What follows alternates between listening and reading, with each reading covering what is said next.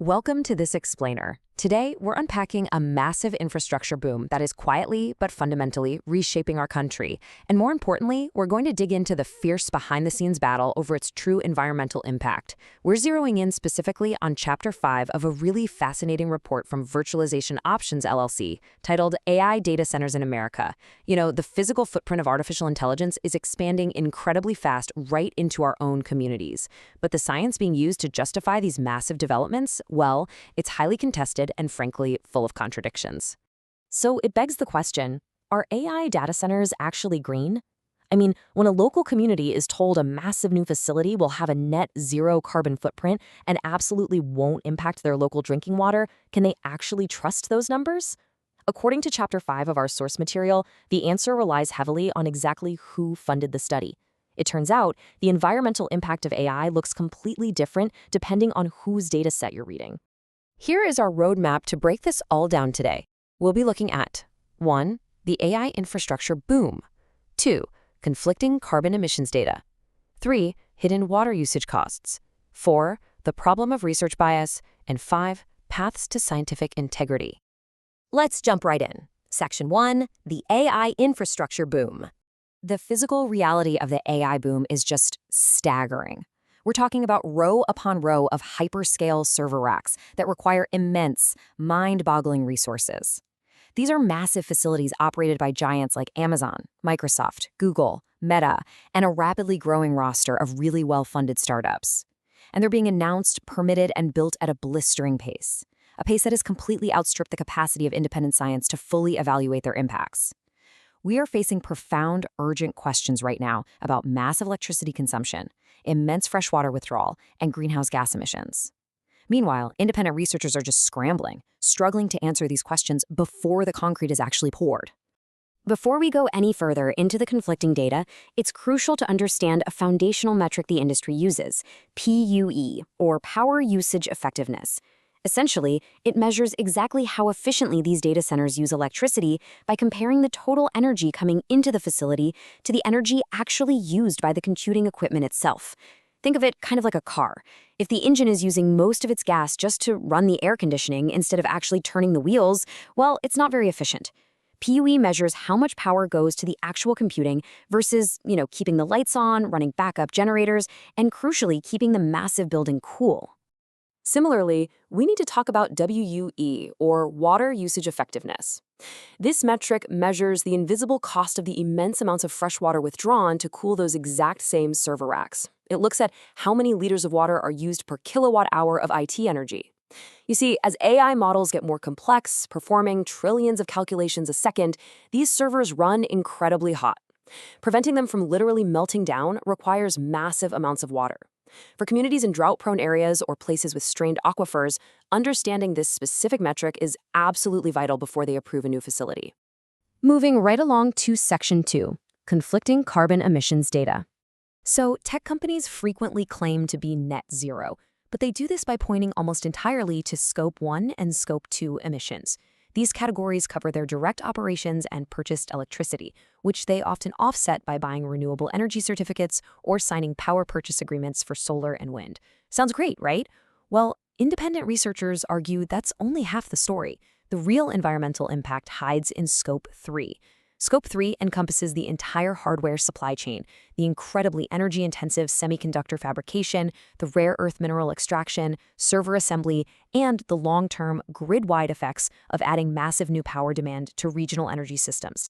And the discrepancy here is huge. According to a 2024 Carnegie Mellon study from their Scott Institute for Energy Innovation, when you actually factor in those massive Scope 3 emissions, the manufacturing, the supply chain, the extraction, those net zero claims by tech companies are overstated by a factor of 2 to 4. No joke.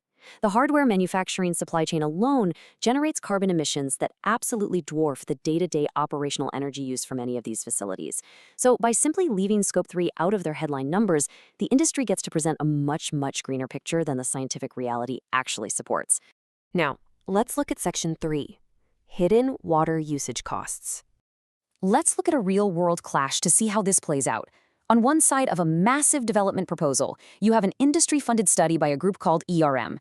They used proprietary, closed-off models with completely undisclosed calibration data.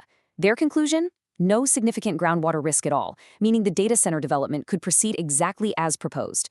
But on the exact same issue, looking at the exact same geography, you have a study from Virginia Commonwealth University, funded by the National Science Foundation. They use publicly available, thoroughly calibrated USGS models. Their conclusion? A projected 12 to 14% reduction in aquifer recharge. They warned that the development requires significant mitigation or a total redesign to prevent draining the local water supply. The real-world consequence of this conflicting data is pretty stark.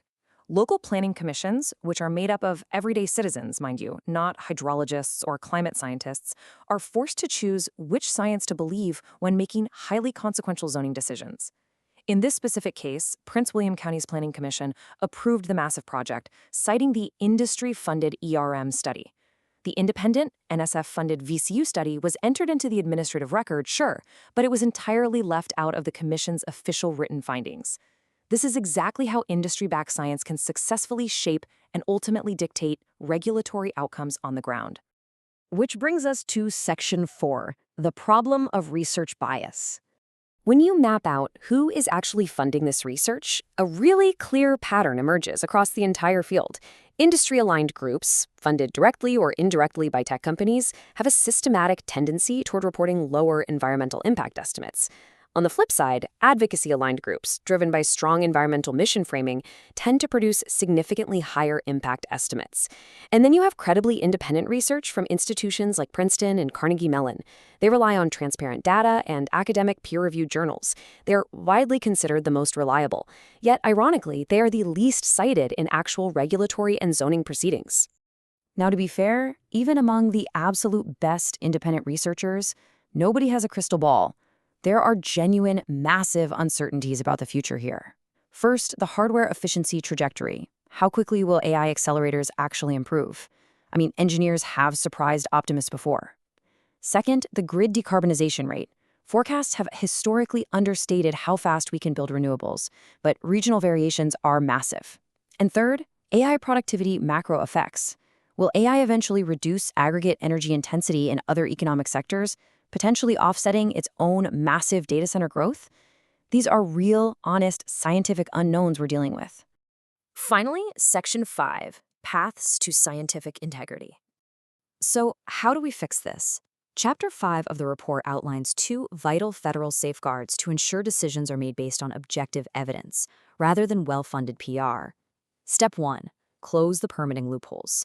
The report suggests reversing the recent guidance that expanded categorical environmental exclusions for data centers. Instead, any campus requiring a massive power load over 50 megawatts must require a full environmental impact statement with a rigorous, independent technical review. Step 2. Deliberately fund research completely devoid of industry ties. The National Science Foundation and the Department of Energy need to establish competitive grants with explicit, aggressive conflict of interest requirements. That's how we generate baseline data we can actually trust.